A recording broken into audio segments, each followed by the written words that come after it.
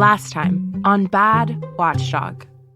Somewhere along the line, no one bothered to ask or to certify that he was really qualified to do this job. And just like January 6th, Lafayette Square played out in full view of the public. And so now you're telling the public what they saw with their own eyes didn't rise to the level of the IG's review. I think on its face says that the IG is just wrong.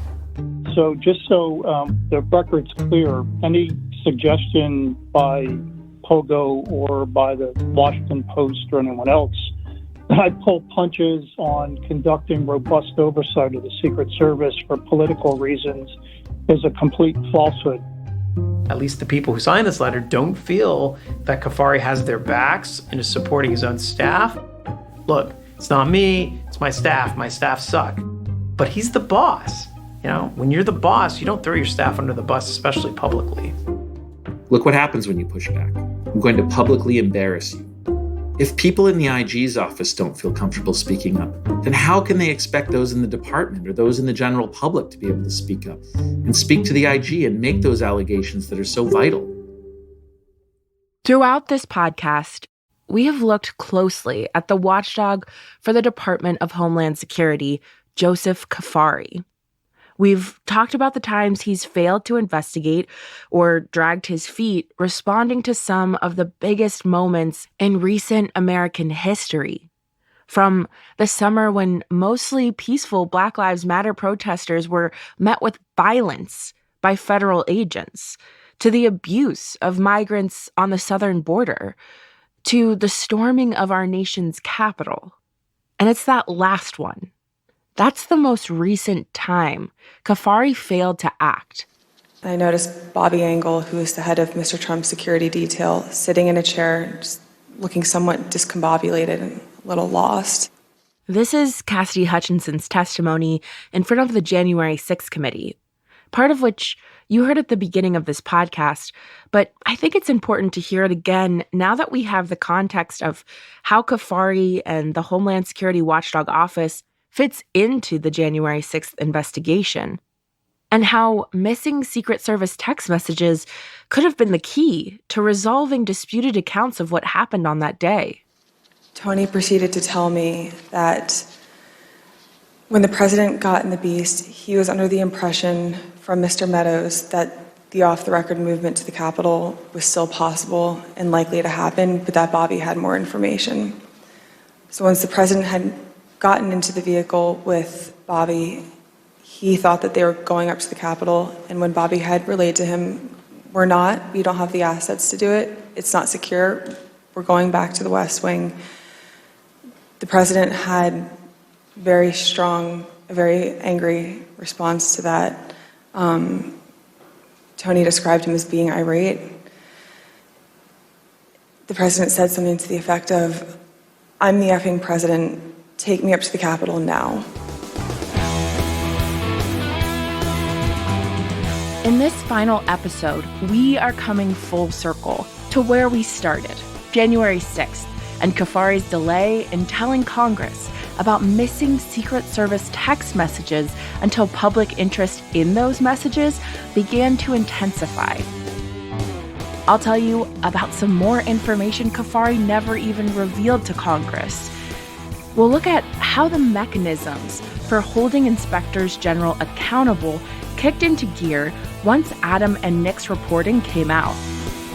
And we'll wrap up this story by looking at the weaknesses in those oversight mechanisms that allow a bad watchdog to stay in power despite congressional outrage and a staff that no longer supports it. This is a podcast about finding the truth and holding people accountable, which is essentially, and not coincidentally, the work of an inspector general. I'm Maren, and from the Project on Government Oversight, this is Bad Watchdog.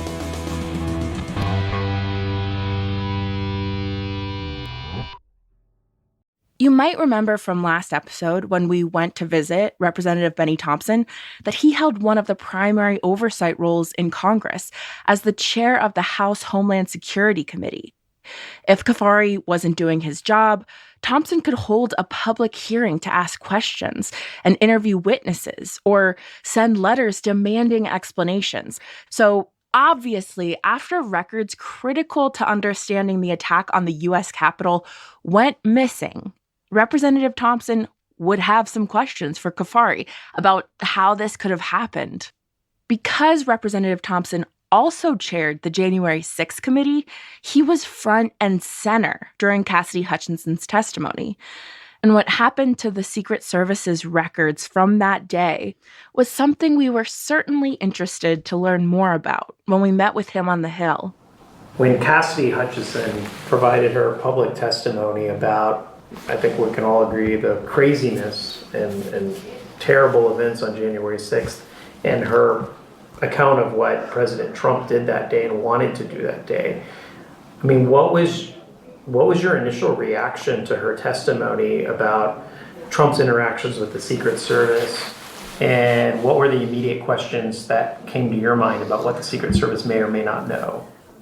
We felt the need to try to burrow down and get a little more information. The fact that the Secret Service did not share some of that information with us, it's very concerning that that allegation is being made, and the fact that there's no discernible argument that it didn't occur. Hutchinson's testimony about the president's Secret Service detail was explosive, driving days of coverage and conversations on cable news and social media.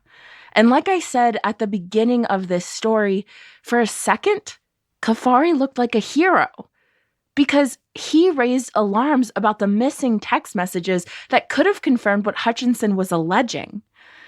But as we now know, Cuffari sat on this information for months and vetoed staff suggestions to proactively recover those texts. There's something else, though.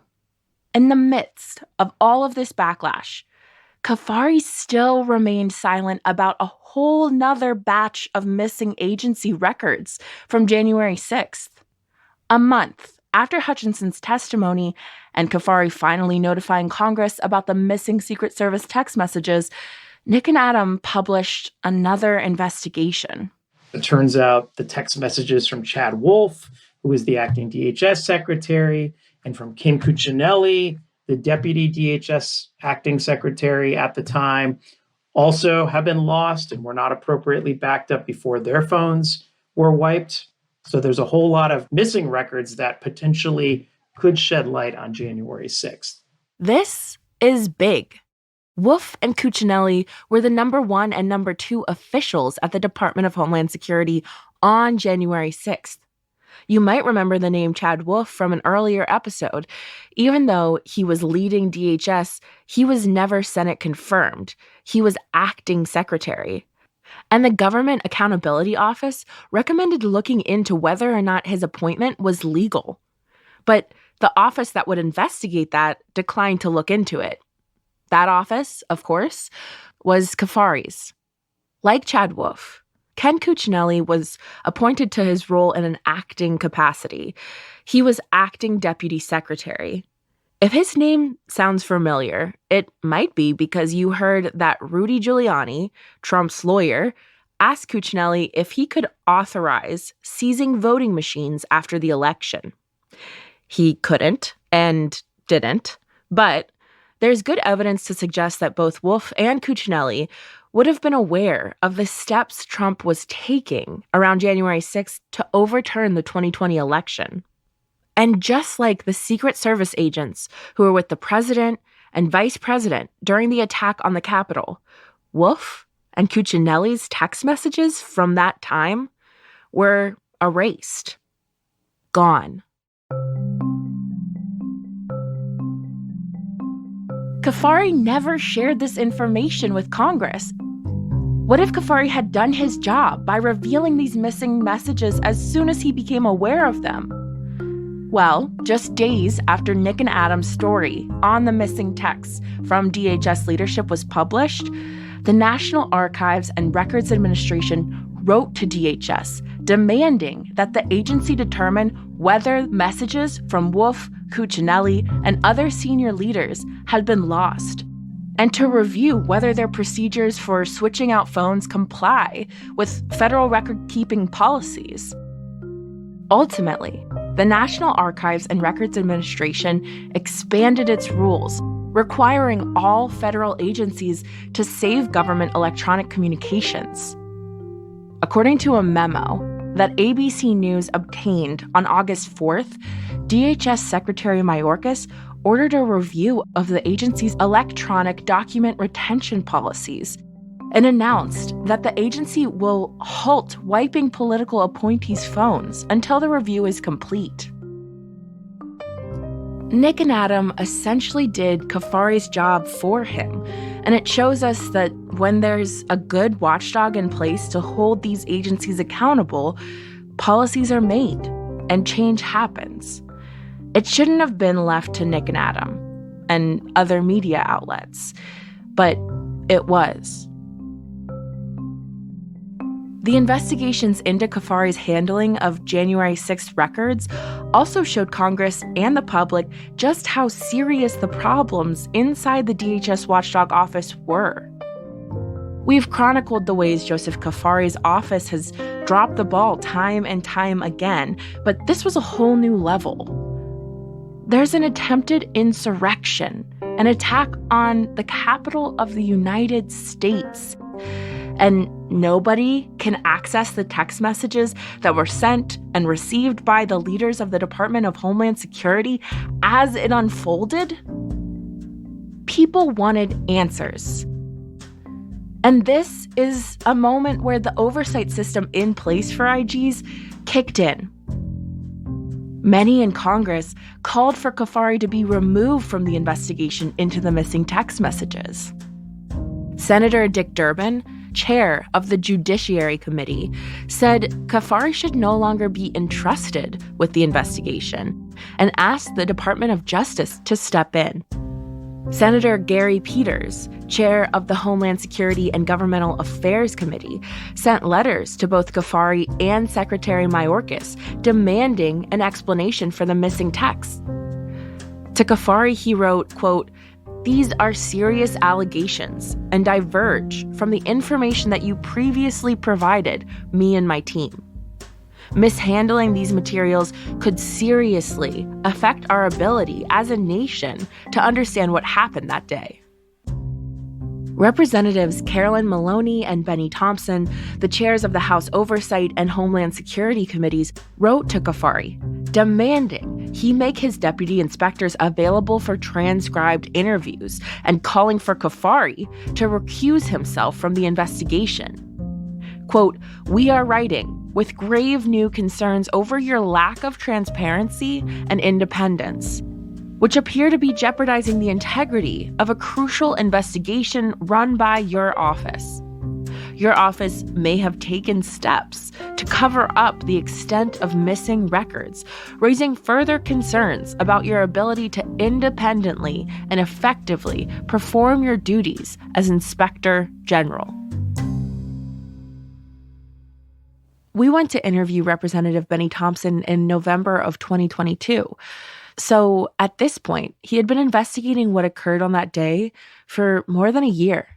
IG Cuffari has refused to provide these senior officials for transcribed interviews. He's refused to turn over records. What do you make of IG Cuffari's unwillingness to cooperate? Well, again, it's very disappointing that an IG would damage a report so important to this country by not providing witnesses and other information that could lend to greater accuracy for our report. You've not produced a report, nor have you produced information. It obviously gives one the impression that you have something to hide or that you're protecting someone. Representative Thompson did exercise some of his oversight authority over the DHS watchdog soon after Cuffari took over the role in July of 2019. Thompson met with Cuffari early on to try to intervene in what looked like an office going off the rails. If you remember from last episode, that was the meeting, Thompson said, where Cuffari basically called his staff's complaints nothing more than sour grapes. Since then, he and other congressional leaders have called attention to Cuffari's performance publicly. Here's Representative Thompson in April of 2022 at a committee hearing raising concerns about Cuffari's management. In 2019, Inspector General Cuffari was confirmed. Since then, the committee has received several complaints from OIG employees about management of the office. His hesitance to publish reports. A report that takes years to release allows problems to persist unchecked. And his refusal to investigate some matters at all. Just yesterday, the Washington Post and Project on Government Oversight published reports that called into question Inspector General Cuffari's handling of politically sensitive topics. Inspector Generals must not shy away from the politically sensitive topics or allow political considerations to affect their work. The committee will be following up on these very troubling allegations. If it was just one situation, I think it would be easier to say he just doesn't understand his job. Here's Gordon Hedel again. But when it happens repeatedly, as has happened with Mr. Cuffari, there's enough smoke here to know that there's a fire burning somewhere. And so it no longer is about whether he knows his job, maybe a combination of not knowing his job and being biased for some reason. But that's what he leaves us with. We don't know for sure what's behind it. But what he leaves us with by not following through, by not answering why he omitted this or why he didn't investigate that, it leaves everyone else thinking there's a problem here. Cuffari isn't the first watchdog to face criticism, not even the first at DHS. Recent acting IG John Kelly was accused of watering down reports. Charles Edwards, who served as an acting IG from 2011 to 2013, pleaded guilty in 2022 to theft of proprietary software and sensitive databases from the OIG. This is a powerful position, rife with opportunities for corruption and mismanagement. And as I've learned more about the power these watchdogs wield, I keep running up against this question. Who is watching the watchdogs?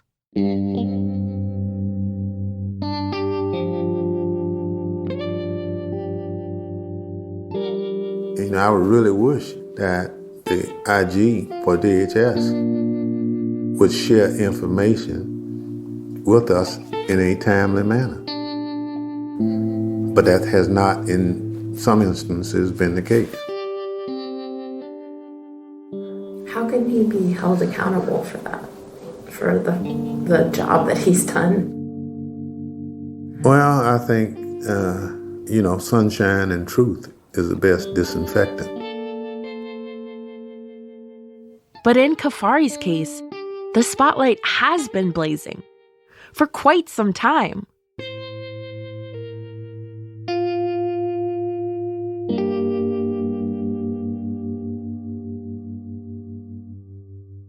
So, what's supposed to happen next?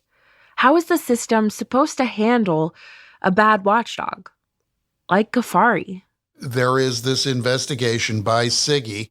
SIGI, the investigatory body that Adam is referring to here, is the Council of Inspectors General on Integrity and Efficiency, specifically its Integrity Committee. This is one of those official channels I was talking about earlier, where individuals can file complaints against inspectors general and senior staff. When it comes to Cuffari, the committee is investigating whether or not he retaliated against some former members of his staff when he hired a law firm to investigate them for insubordination. And while it's great that some entity in the federal government is looking closely at the DHS IG office, Siggy doesn't have a reputation for holding IGs accountable in a meaningful way. The committee usually does an investigation, writes up a report with recommendations, and then files it away. It has absolutely no power to remove an IG, and these investigations can sometimes drag on for years. That's a long time to wait for someone to right the ship. So, what other avenues are there for holding a bad watchdog accountable? Well, the president can remove an IG. And Trump showed us just how easy that is to do. President Trump was firing inspectors general left and right if they displeased him. It's not how he said it always. He did say it sometimes, but there were no consequences because there are no limits to when a president can remove an inspector general. There should be. There aren't. But what there is a requirement for the president to explain why he is making that removal and do so before that removal is final. Here's Liz Hempowitz again from Pogo. She's the Inspector General nerd. Liz said it would be understandable if a fear of angering the president, particularly one with a penchant for firing watchdogs, could have driven some of Cuffari's decision-making. In that environment, it is, I don't want to be too generous, but it is a little bit understandable why an inspector general, who's a human being, right, maybe wouldn't want to take up investigations that might anger a president who has made it very clear that they will remove an inspector general for getting on their bad side. But also, even though that's understandable on a human level, it is not acceptable as a member of the public who, again, the inspector general community exists as it does to do the work that it does independently and apolitically to gain and build public trust in government. And so if you are just looking out for number one, you are not meeting your mission at all. From April through May 2020, Trump removed or replaced 5 inspectors general. His blasé attitude when it came to hiring and firing these watchdogs was in danger of becoming the new normal. And it ended up creating the perfect storm for Cuffari to keep his job after Biden was elected. At that same time, there was a presidential election going on. And what Joe Biden said, who's now president and who's now Cuffari's boss, what he said at the time, he made a really ham-fisted promise that he would never fire an inspector general. And that's absolutely wrong, right? I mean, again, he was answering to Trump firing all these inspectors general without giving a good reason for it. But the answer is not to go so far in the opposite direction that you say you can keep your job as an inspector general no matter what you do. That's not, that's too far in the opposite direction. Like, we need to both allow inspectors general the space to do their work without political pressure. But we also need to hold people accountable when they don't do their jobs. And I think that's what's missing here. And I think, to me, the potential danger there is that we, may be breaking the best independent oversight system we have in the federal government as we speak.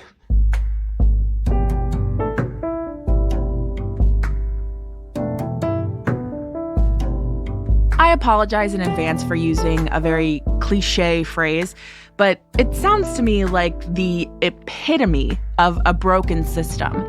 If you have one president gunning for any IGs who disagree with him or make his administration look bad, and the next vowing to never take out any IGs for any reason, I don't really understand how both of those things can even happen. Isn't there a standard, consistent way for ensuring we have good watchdogs?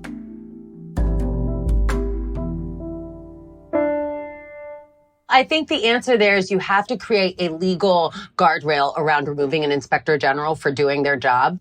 Sorry, isn't there already a legal guardrail for removing an IG? There's not. Nothing. The president can remove an inspector general for literally any reason. They can remove them for doing their job well.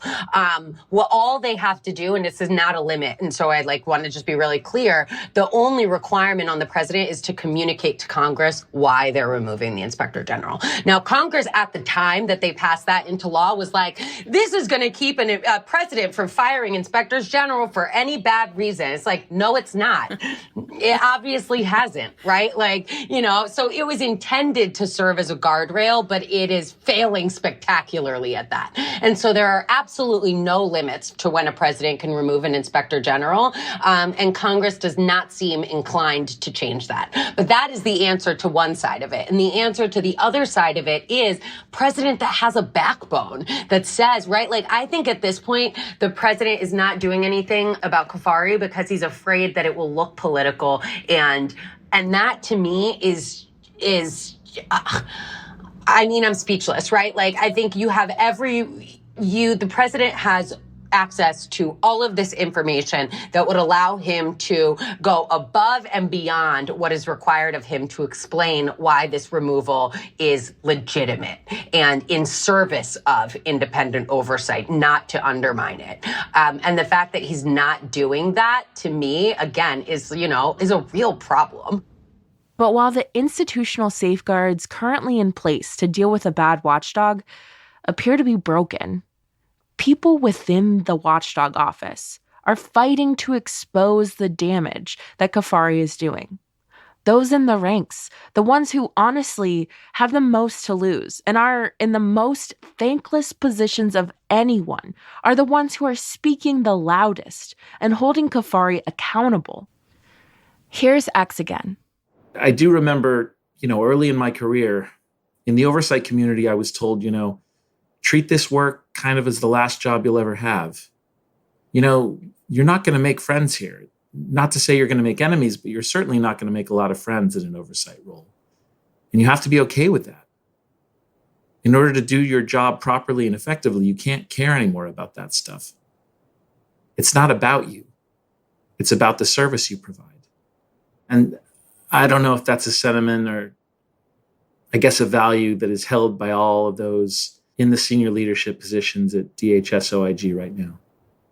When Cuffari stands in the way of investigations into use of force on peaceful protesters, or abuse of migrants, or domestic violence and sexual misconduct, when his inactions silence and minimize human and civil rights violations coming from DHS, or obstruct investigations into whether the President of the United States encouraged a coup, it's shocking and enraging to hear about.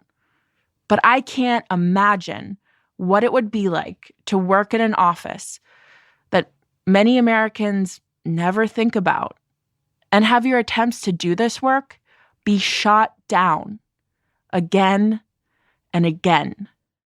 It's just disheartening. Yeah.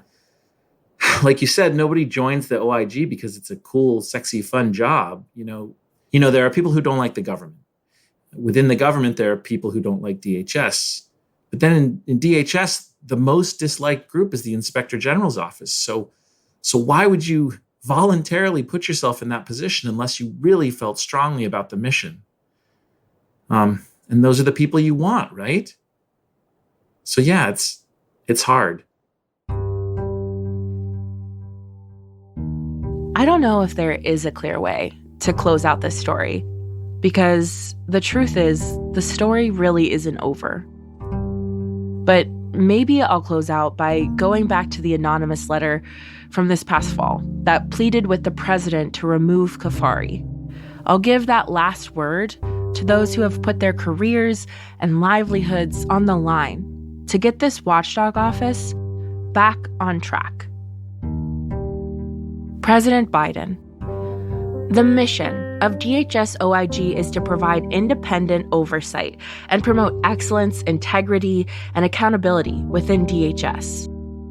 Our work ranges from southwest border immigration, cybersecurity, domestic terrorism, airport security, to emergency management.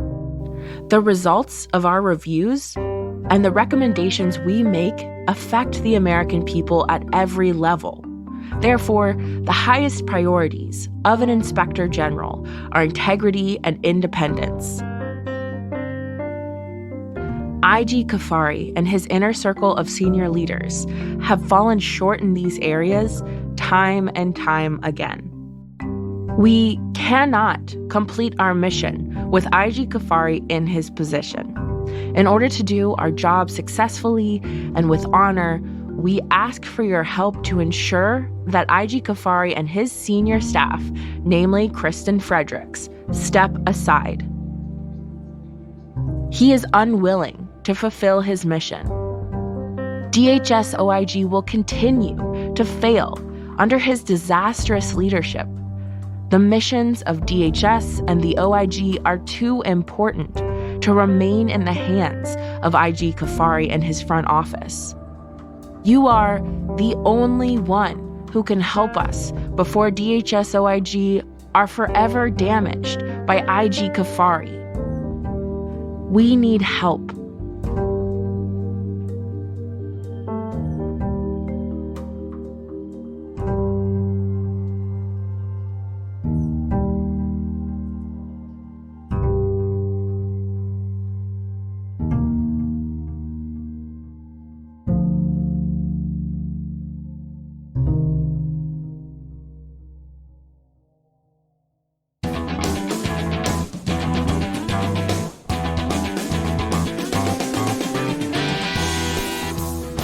If you enjoyed the show and maybe even want a season 2, please rate and review Bad Watchdog. Bad Watchdog is a production of investigations and research at the Project on Government Oversight. It was written, produced, and hosted by me, Maren, and based on investigations by Nick Schwellenbach and Adam Zagrin. Additional research by Julian McClure. Edited by Julia Delacroix and Brandon Brockmeyer. Fact-checking by Amaya Phillips and Neil Gordon. This episode was mixed by Natalie Jablonski. Our theme music was written and recorded by Will Wrigley. Pogo's Director of Investigations and Research is Brandon Brockmeyer. Pogo's Editorial Director is Julia Delacroix. Find out more about our work to investigate and improve the federal government at www.pogo.org.